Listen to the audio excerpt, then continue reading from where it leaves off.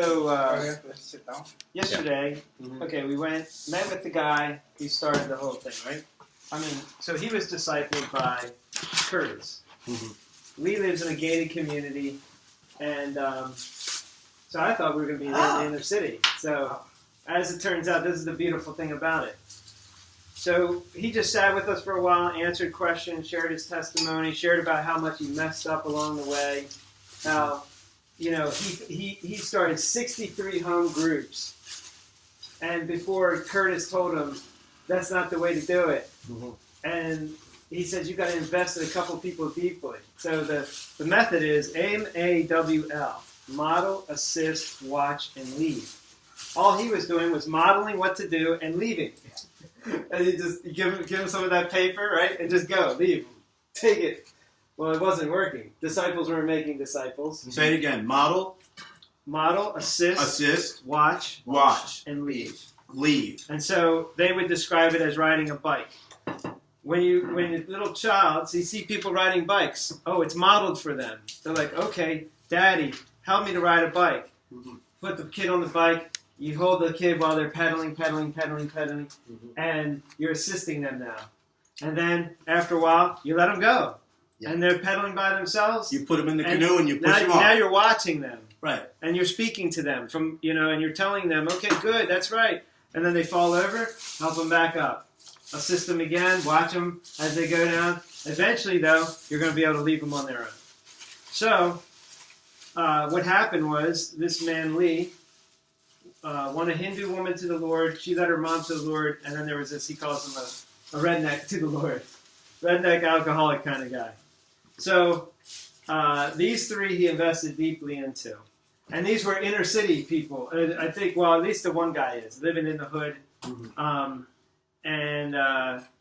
So that man was taught the same thing. So there was a model, assist, watch, leave. So this man started doing the same thing, reaching into people. They found the person of peace that really is interested in wanting to follow the Lord. Yeah.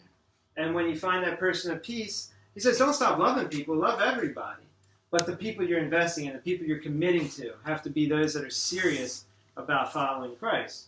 So Chris did that, this guy Chris. And he went out, modeled it, found a person of peace, assisted them, watched, led them, and then left them. And then that person started. So yesterday, we got to meet 4 generations. We met Lee, we met the disciple of Lee, Chris, we met the disciple of Chris, that was Darren, and then we met the disciple of Darren, who was that one lady, Nat. And then Nat, now she was a person of peace in the hood. I didn't even know I was in the hood. They said it's the hood. It's all, subsidized. Tampa, right? Well, Inner city. It's the university. It's called the university section. And it's actually, there's a very, very large apartment complex directly across the street, which is a refugee resettlement apartment complex that the U.S. government subsidizes the state of Florida in doing literal international refugee resettlement. But it also is the hood. There's crack, there's shootings, there's criminality. Lee said everybody around there is getting a check. So there's a lot of structural unemployment. And it's an extremely diverse community. And so this woman, Nat, she's the person of peace. This guy that led her to the Lord. And the whole concept is completely reversed from what we're used to, okay? They were talking about needs-based ministry versus asset-based ministry. What they do, they go into a neighborhood that's impoverished, all jacked up. They don't say, oh, there's a need, let's meet it. No, they say there's an asset. This guy, this peanut vendor guy, he's got a way of attracting this demographic of people. When he's one to the Lord, he's going to be a vital asset to this community. This woman over here, she attracts all the young mothers. They all come to her for advice. Like Lydia, right? Yeah. So it's a totally flipped around type of ministry. It's not a needs-based ministry. It's an asset-based ministry. Right. So now you're empowering the people. You're not saying, oh, you're so needy, you're so hurt, you're so broken. Here, we'll build a big facility. We'll build a gymnasium for you. We'll do the cookouts for you. We'll come. Just come.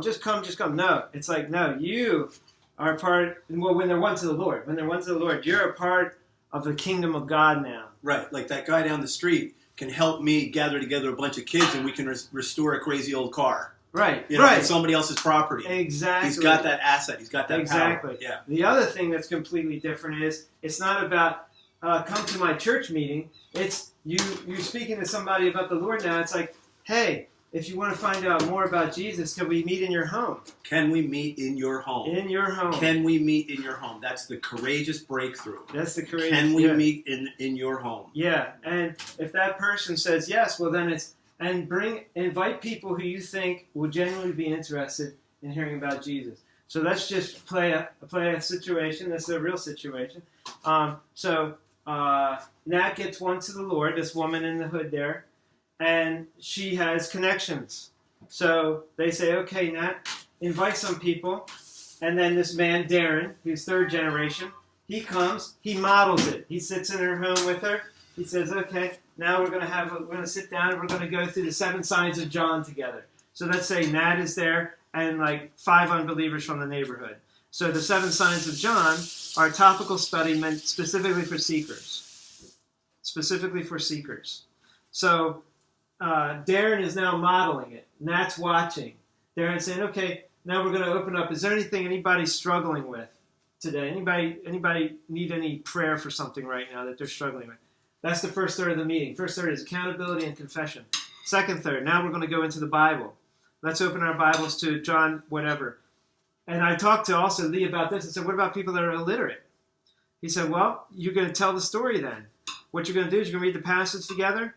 And then you're going to retell it. You can tell it. Put it in your own words. Let it come out from your heart, what it's saying. And then you ask the people 2 questions. What did you like about this? What we just read. Everybody discusses it. What did you find difficult or challenging about this? What we just read. Everybody discusses it. Reread the passage. Ask 2 more questions. What does this tell us about people? What does this tell us about God? They discuss it. Big discussion about it. That's the second third of the meeting. Third third of the meeting is break up in the groups. Now remember, these meetings are never to exceed 12 people. Maximum 12. Never to exceed. You're never to invite more people over to your house than 12 people. 12 is max because that's the model Jesus showed. Jesus was the master disciple maker, and he only had 12 with him at all times. They actually say it's better to even have smaller meetings. 4 to 8 adults, something like that. Right. And so...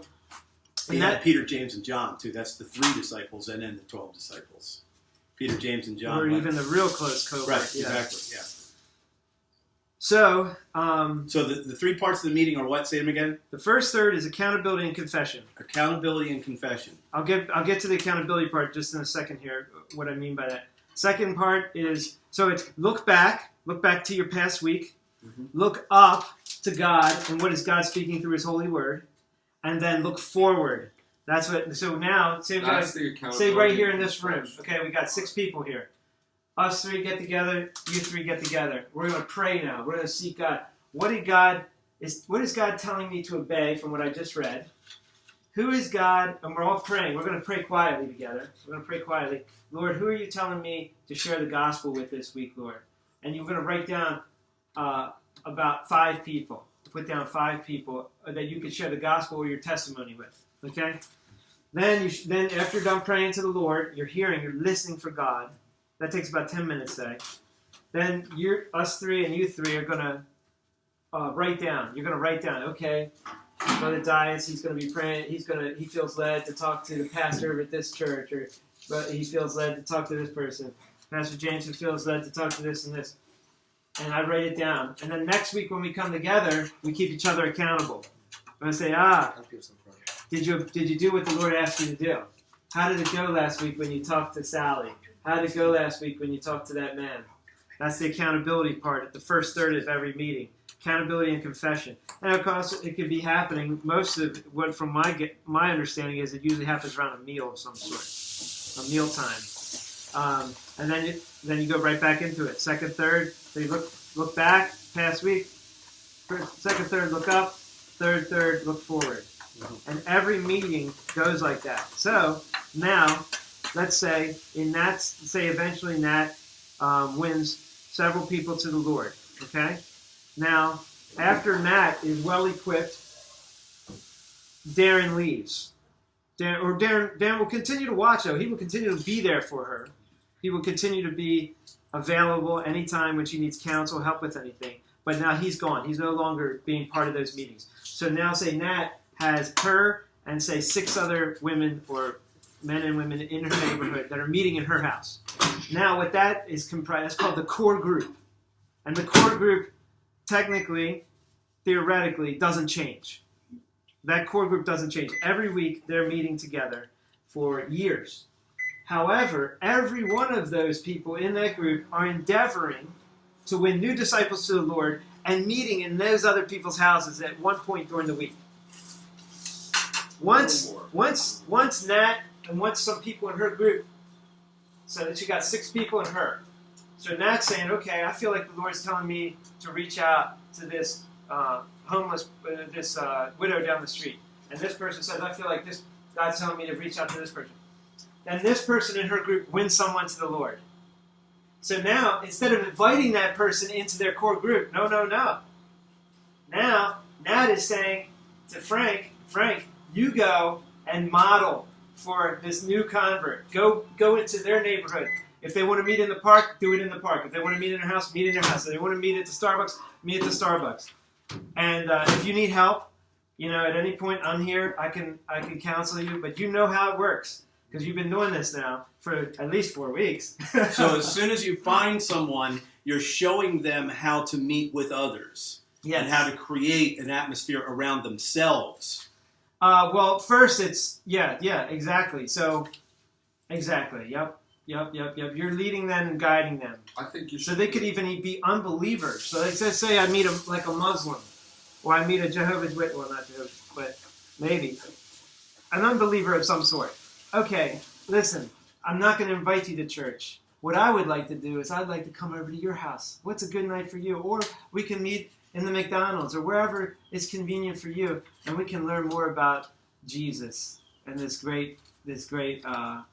wonderful good news. Great, that's interesting.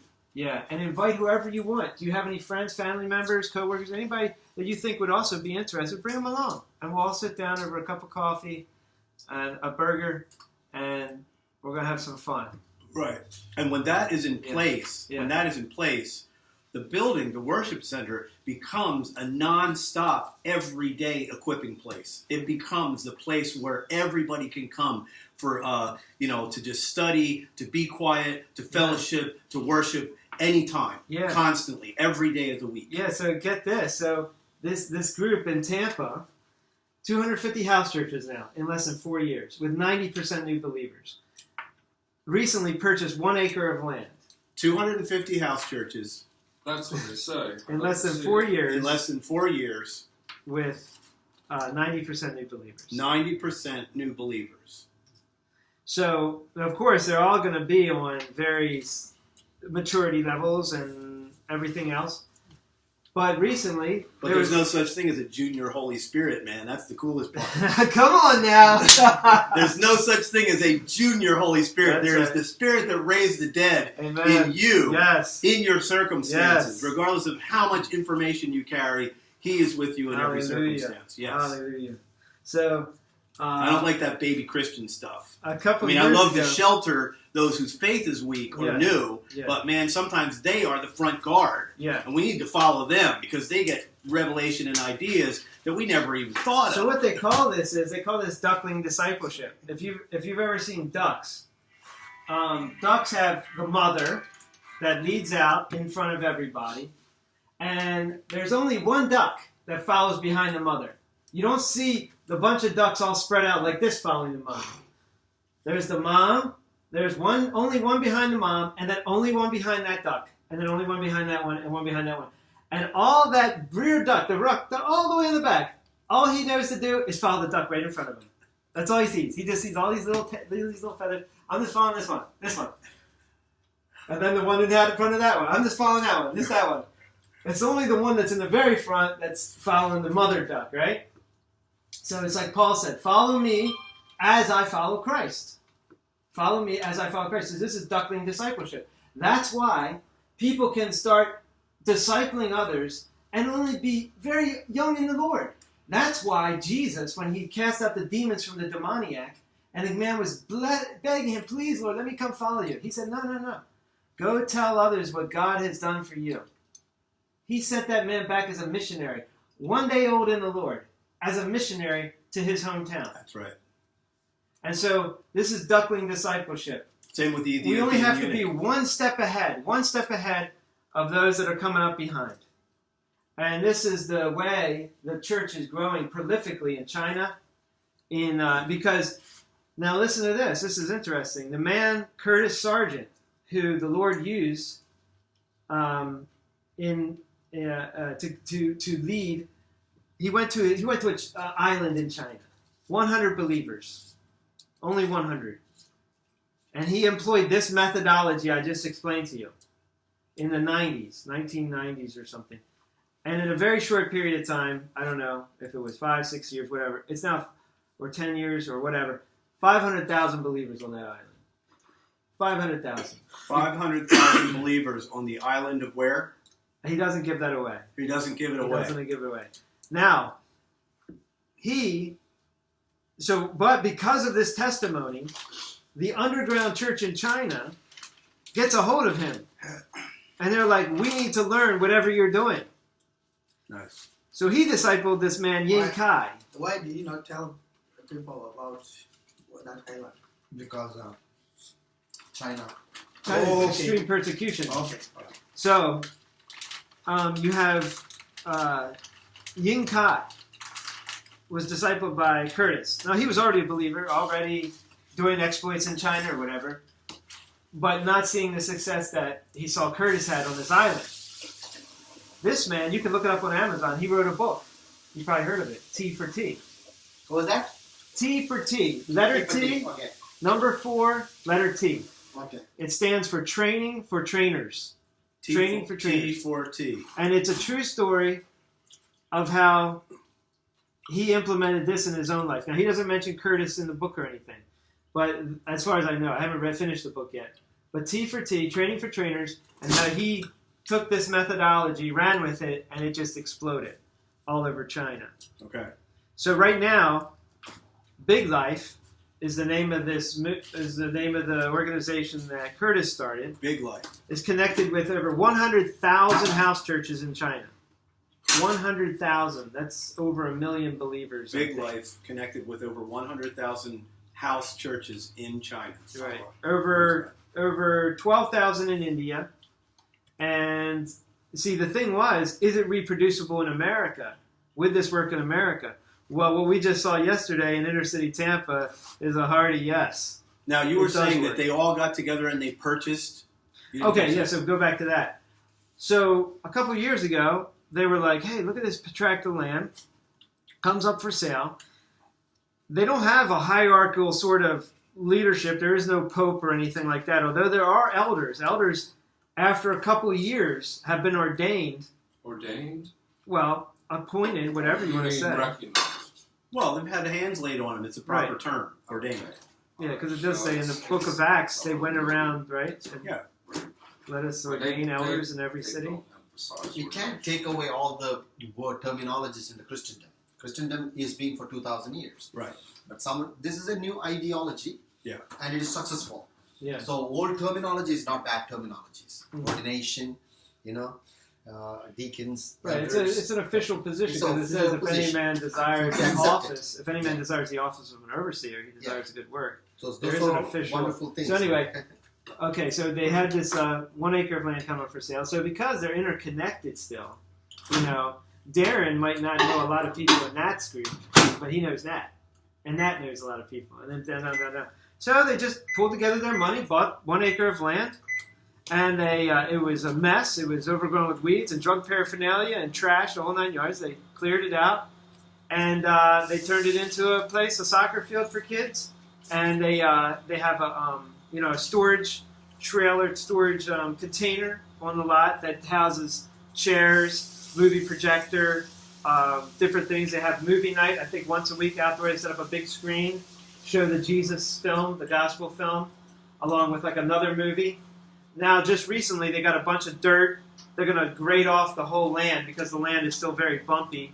So they're going to hire equipment, going to grade it off, and then they're going to build four like dormitories. One is going to be, do you remember what they're going to be for? They're going to open a training center. Well, also, yeah, the training center. School of Tyrannus, they're going to open up. That's a more long term. I think to emphasize right now is what is happening on the front end. Yeah, so like for instance, Darren, this brother who Chris led to the Lord, he sold everything basically. He was an electrical, or he's just about to retire out of the field. He was a nuclear engineer when he was in the military. Now he's he's an electrical engineer of some sort. Makes good money, but he's basically given it all up. Moved into the hood, got this little house, and now he has after-school programs. He has tutoring. I don't know, probably 5 days a week. Yesterday when we were there, 6 kids showed up, or 10 kids and 6 tutors. 10 kids, 6 tutors. That's real inner-city work. In Darren's house. Then they had the girls' soccer team play yesterday on the soccer field. On Tuesdays, they had the boys' soccer team play. They have a teenage girls' Bible study. A couple people in the House Church Network lead a teenage girls' Bible study in Darren's house once a week. But it's the same sort of thing, the discipleship sort of meeting. They're talking about the Great Commission. Then on another night of the week, they have a teenage boys discipleship meeting. And they're just going full bore, man. Full bore. And the wonderful thing is, all the pressure doesn't reside on 1 or 2 people's shoulders. This is multiplying, and everybody's carrying the burden for souls. Awesome. Everybody's partaking. And doing very different functions. There's a variety of functions. And Darren is very much hosting. You know, you have a brother who's given himself over to full-time service in his own home. And there's a grace on that. I mean, that's an act of grace.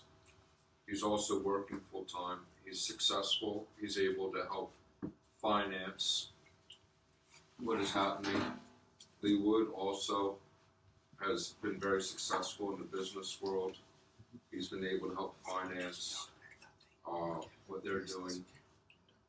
And the thing that they have in common is that Lee is a very charismatic person. There's real gifts of leadership in his life. Now, Chris is a person of influence. Chris is in his 30s. He's young. He's going through his own personal trials, but he has a heart for God. There's an anointing on his life to be bold, and he's a developing leader. And as you said, he led Darren to the Lord. Darren also has been properly trained. He's a person of influence. He has competencies. And Lynette also, is, she came into the kingdom, but she's a person of influence. She's like a mama. She's like in her 50s, I'm sure. She's a mom. She also is a charismatic, open person who's opened her home, and people are coming into her home a lot. So there's a grace on her life. But one of the major distinctions is we are going from a building-centered mindset where everything happens at the building to where there's a dispersal. But they do have an activity center now. But on the front end, you're talking about spreading the church, the gospel, the kingdom from house to house. Now, Lee will tell you, Chris will tell you, Darren will tell you, I'm sure the numbers tell you. Every person does not come to that high high degree of fruitfulness. Lee spoke at length about you make investments in people, but then you see who's truly going to bear fruit. Exactly. The Apostle Paul had his Timothy, the Apostle Paul had his Titus, the Apostle Paul had a whole group of people that were following him, and an apostolic company, just as Jesus did. Now, Jesus didn't just limit himself to the 12. There was a broader group of disciples also. I want to repeat that. You make investments in people, but as you go along the way, you see what? You see, there are going to be people who cleave to you, who have a personality that Jesus can fill with his love, his mercy, and that excitement to share the gospel with others. Yeah, you use one word in there. You make an investment in people, and you see whether they manifest the investment or not. That's a really good point. Yes. Really good point. Yes. I actually want to turn this recording off. Hey, everybody, we got 6 brothers in the same room. Say hi. Hey. There's Adam. Adam was doing the talking, and there's Dais, and there's Chris, and say your name again. Jameson. Jameson and David Collins, all chit-chatting about the work going on here in Bartow, Florida. Yippee, praise Jesus.